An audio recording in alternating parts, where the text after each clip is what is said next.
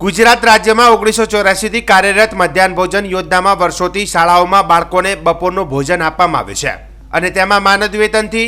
સંચાલકો અને રસોઈયાઓ દ્વારા કામ ચલાવવામાં આવે છે। પરંતુ હવે સરકારશ્રી દ્વારા આ કામગીરી કોઈ એનજીઓને આપવાની હિલચાલને લઈને વર્ષોથી માનદ વેતન થકી કામ કરતા મધ્યાહન ભોજન સંચાલકોમાં વિરોધનો સૂર ઉઠવા પામ્યો છે,